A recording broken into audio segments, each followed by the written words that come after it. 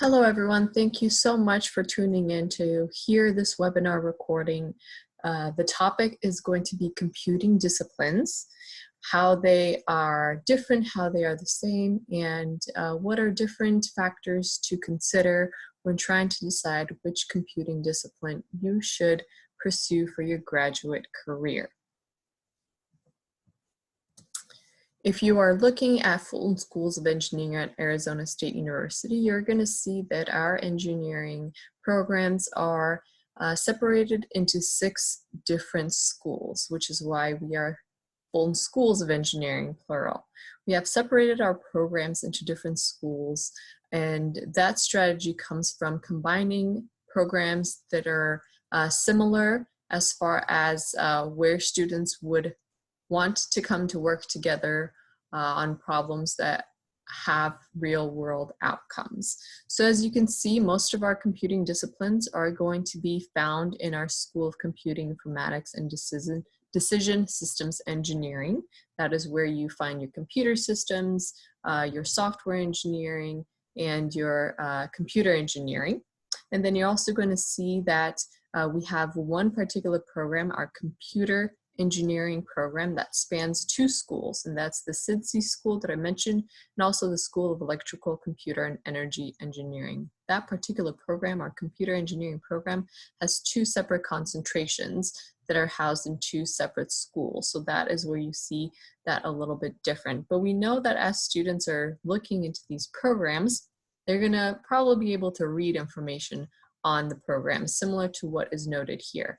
Each of the main 4 computing programs are going to have descriptions that provide knowledge into the basis of the program. But we have seen that students can get quite confused when reading these program descriptions, as they're very academic in their focus, and trying to compare and contrast them in descriptions such as these can be quite hard. So what we've done is we've tried to create a very simple and basic diagram that shows the relationship between the computing disciplines, how they're different, how they're the same, what their orientation and fundamental factors are, and what to consider when trying to figure out which program is the best for you. I'm going to start off by saying that computer science is probably the most well-known computing discipline, and that's because most of your engineering schools are going to have a computer science program. That's just kind of the fundamental program to have as an engineering school. But not a whole lot of schools will have these further deep dive disciplines in computing, such as computer engineering or software engineering or IT.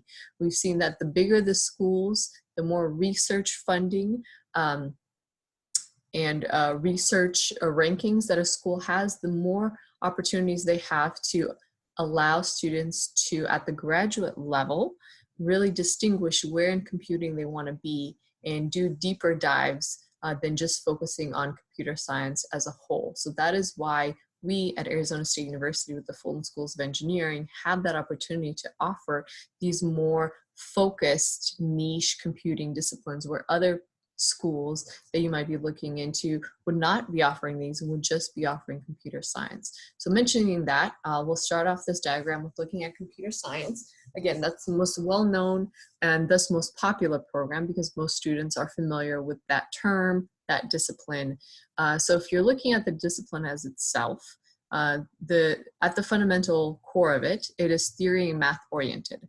It is driven by scientific curiosity, and students in that discipline really look to answer the question, why does something work? In comparison to the other disciplines that we have, as I mentioned, it's really more theoretical and math oriented, and the students that really thrive in this discipline are driven by their scientific curiosity. They're trying to figure out why something works, how it works, and kind of answering those questions. Moving forth to computer engineering. Computer engineering is hardware software design oriented. It is driven by the need to conceptualize, right? Students in that discipline really like to answer the question, how do I build it? They don't want to work in the realm of theory and math and understand why it works, although they do to some extent understand why it works. But they're really driven by that need to conceptualize. They're the artists of the computing disciplines. They want to take something and actually make it into something. They want to create, they want to put things together, they want to see it come to life in a sense. Moving forth, software engineering. Obviously, software engineering is software design oriented. Those students in the programs really are driven by the need to problem solve, right? They're looking to answer the question, how does it work? Because ultimately, if you know how it works, you can tweak it, you can redesign it, and you can reconfigure it to have it solve the problem that you are facing. So those that really excel in the software engineering discipline are problem solvers. They want to take in fires, they want to take in problems, they want to take in complex situations and create something that will solve those problems. And lastly, probably most practical of the computing disciplines is information technology. So obviously it's practical application oriented, right? It's driven by the needs of the organization for which you are working for. Those that really excel in information technology like to answer the question, how do I implement it? Now that it's been theorized, it's been created, it's been tweaked to solve the problem at hand. Now, how do I actually put forth this thing to meet the needs of the organization and meet the needs of the customers and actually see the results of this technology, of this software, of this hardware.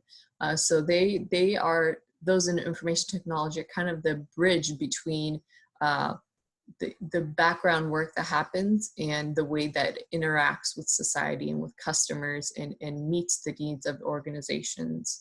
But ultimately, all of these revolve around this same concept of human and societal needs. No doubt that you have seen that the number one most fast-paced changing thing in our society today is technology. It has evolved so quickly over the past few years and it's going to continue to evolve.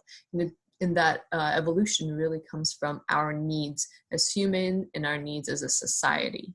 So ultimately, this is a pattern that's going to keep kind of going around and around ultimately, because you know, once the computer scientists have theorized, have understood how it works, and the computer engineers put it together, the software engineers, you know, make it fit to solving certain problems that needs, and the information technologists are implementing and are seeing what the feedback from the customers are, what is needed, that then feeds back into this loop so that it can be, you know, the new problem, the new technology, the new needs can be theorized and conceptualized and tweaked and implemented. So it's a continuous, vital cycle that happens in order for us to move forward.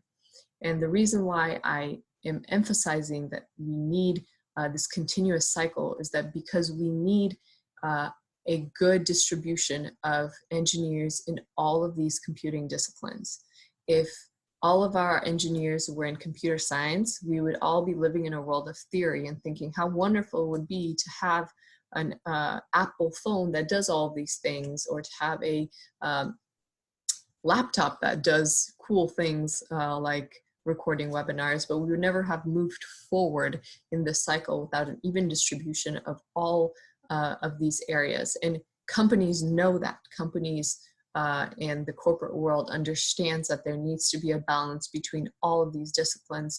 Thus, they value each one of these disciplines, not one above the other. They're all equally valuable, and they're all equally needed in our society and in the corporate world to keep things moving forward.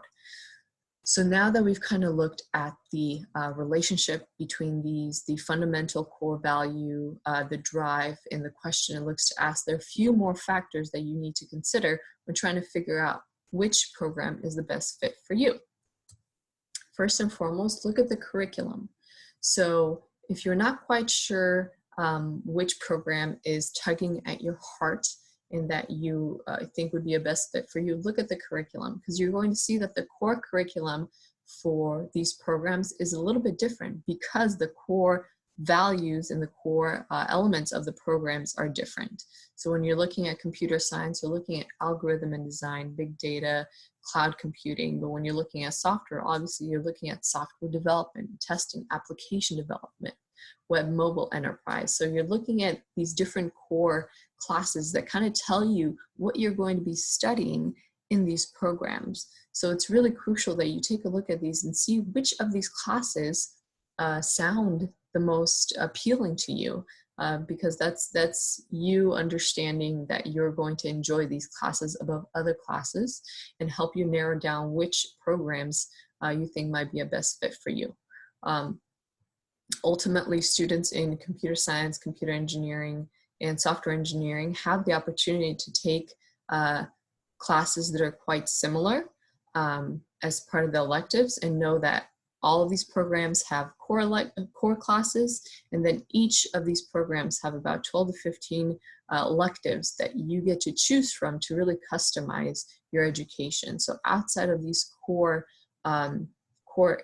curriculum classes that you have to take, let's say you are a computer engineer, but you're really fascinated and want to go into the area of gaming and game development for those that like to play video games. And a lot of companies have those departments in them. So you can really customize and take your elective classes focusing on game development or artificial intelligence or virtual reality. So you can really customize your education based on the electives that you're wanting to take, and not one particular student is going to have the same experience or the exact same graduate education as another one. Even though they might be both in software engineering, they're going to have different areas that they really want to focus in, and that's your opportunity to really customize your education. Additionally, most people think that computer science is the #1 area to go to because it'll give you the best jobs and the most amount of money.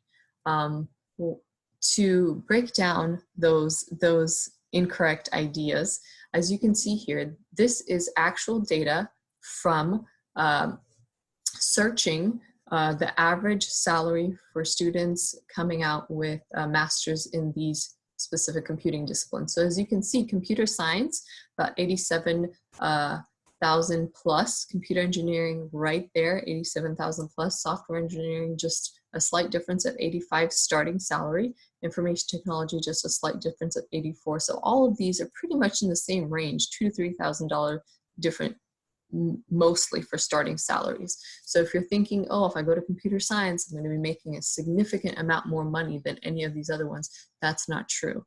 And that brings me back to this idea that corporations know that they need an equal balance of people in these areas in order to make things go forward. So salary should not be something to help deter you from one of these areas of computing or not. What you will want to look at are job titles. So job titles can really kind of make it or break it for students in that they're going to be titles that sound really appealing to you, and you're going to say to yourself, that sounds something like I would enjoy doing, 8 hours a day, 5 days a week, working at a company doing this. Whereas you're going to look at certain job titles and say, I would never want to do that. I really would not like working that many hours every single day doing that. So looking at job titles as opposed to salary is a good way to kind of understand what area of computing might be a better fit for you.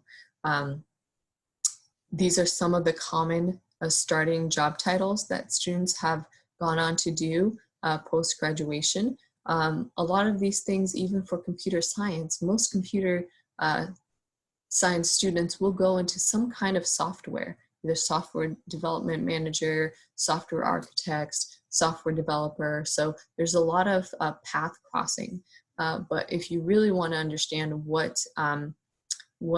area you want to dive into, kind of really look backwards. So think of the companies that you want to work for, and then go and do some searches into their employees and what they're doing, what their background is in. If you really want to work for Intel, go and do some searches of what some of the job titles that they're looking to hire and what it is that they do and how those relate back to the discipline that you should be pursuing in order to increase your chances of working at that company in that specific job that you want to seek.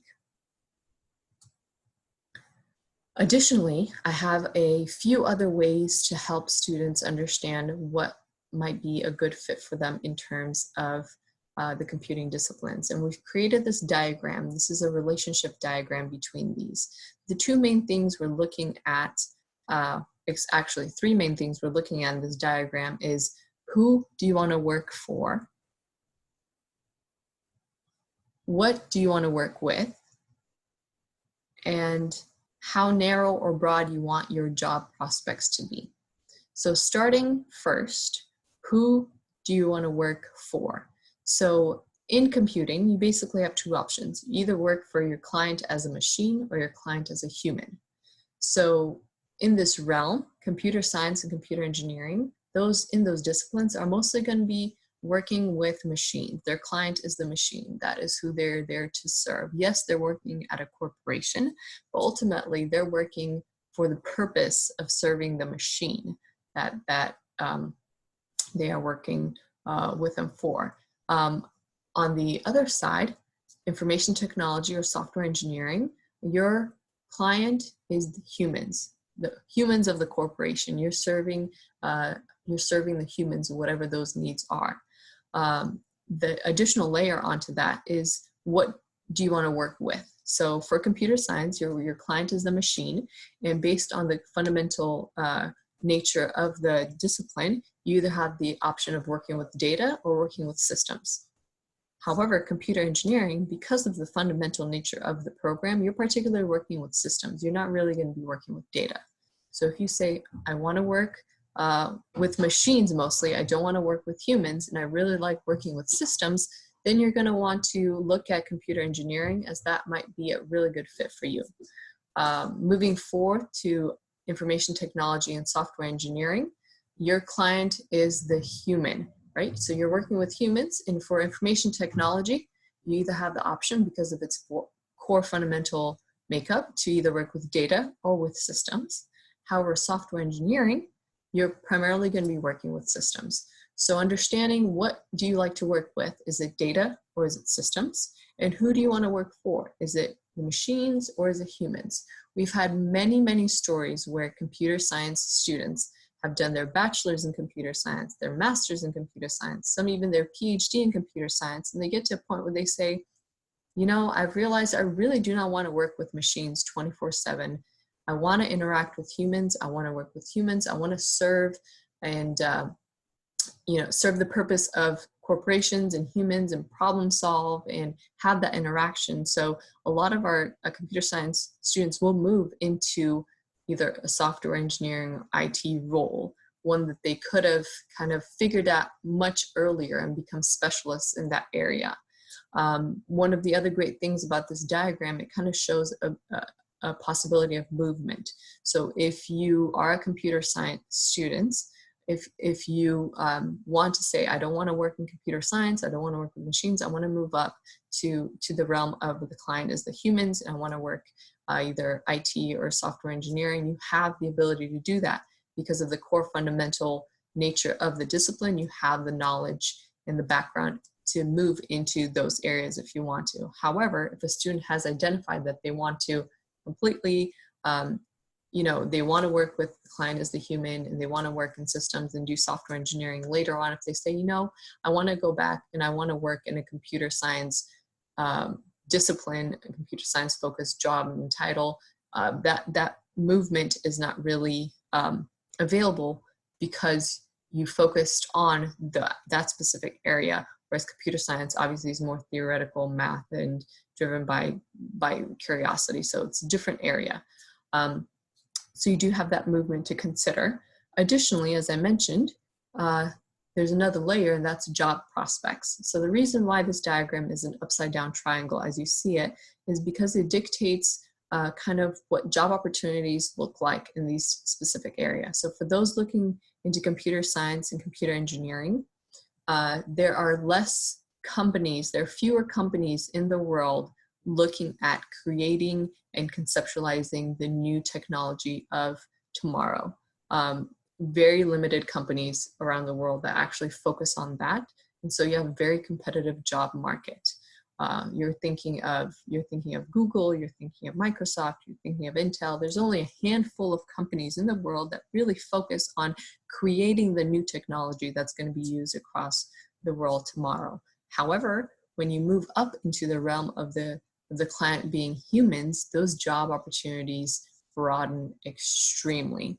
So almost every single company in the world uses some kind of IT or some kind of software engineering outside of small personal businesses. If you're thinking of all the large companies out in the world, especially today with everything being so digital, everyone needs software engineering, IT, because almost everything is human, clientele oriented. You're thinking Amazon, you're thinking Uber, you're thinking Airbnb, you're thinking, you know, Intel's up there with it, Microsoft, Google, Tesla, all the big companies that you can think of have that human interaction, need to solve problems, need software, need IT to be implemented. So the job opportunities are very vast in that realm where client is the human.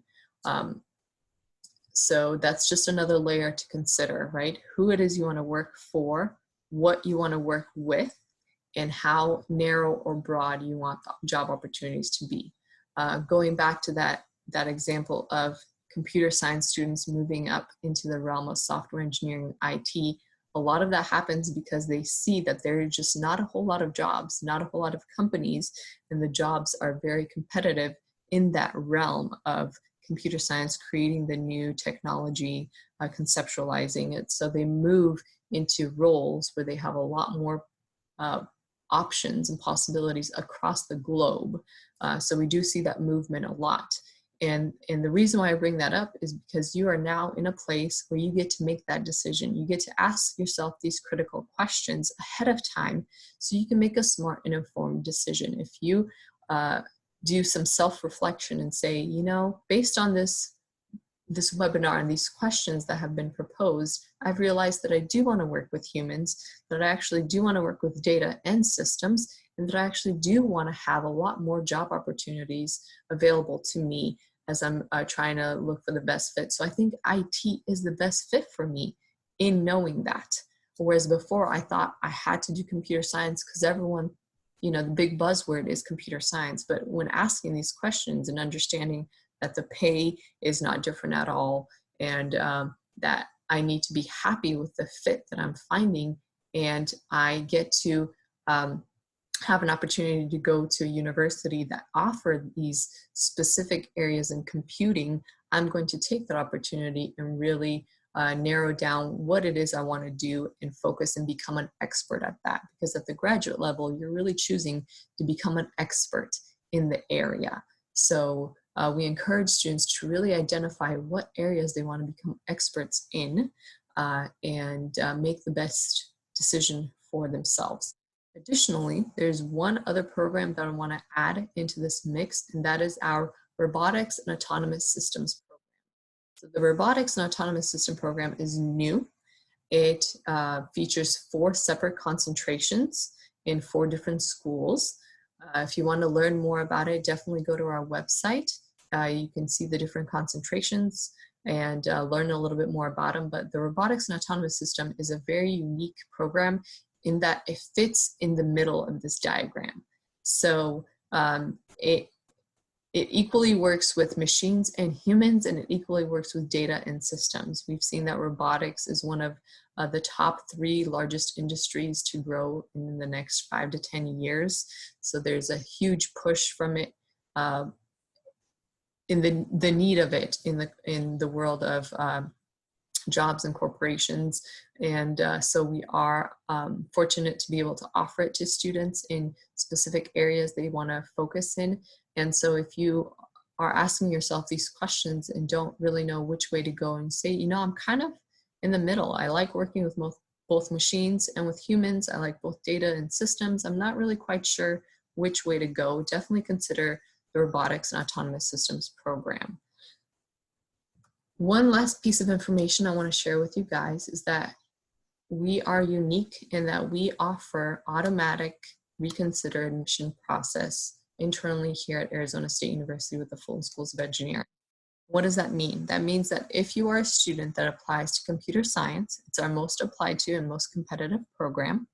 If you're a student that applies to computer science and you are not competitive enough given the current pool of applicants for that program, we will automatically reconsider you for one of the other computing disciplines that we think will be a good fit for you. And why we do this is because we've seen that students are not quite understanding the difference between these programs. And we want to give students the full chance and ability to pursue their dream of a computing discipline graduate degree. And so we want to offer that extra bit of opportunity. So we will automatically reconsider students from computer science, if they're competitive, to one of the other computing discipline areas, the one that we think will be the best fit for them. So if you are one of these students, we greatly encourage you to consider one of these programs. We do take into account all areas of your application, your resume, your statement of purpose, your letters of recommendation, and your background to see which of these other computing disciplines would be the best fit for you. And we do offer you that opportunity to be admitted into one of these other programs. So if you are given that opportunity, I greatly encourage you to really consider it. Look back through this webinar and ask yourself all those pertinent questions to see, will that program be the best fit for me? And definitely consider that wonderful opportunity. With that, I just want to say thank you so much for tuning in to this webinar. I hope that this was very informative as you are trying to decide which of the computing disciplines is best for you. Again, I encourage you to ask yourself those tough questions, really deep dive into each of the disciplines to learn more about them, how they're the same, how they're different, and what would be the best fit for you and your future goals. If you have additional questions, feel free to reach out to us at fsegrad@asu.edu. We would be happy to help. Thank you so much and have a wonderful day.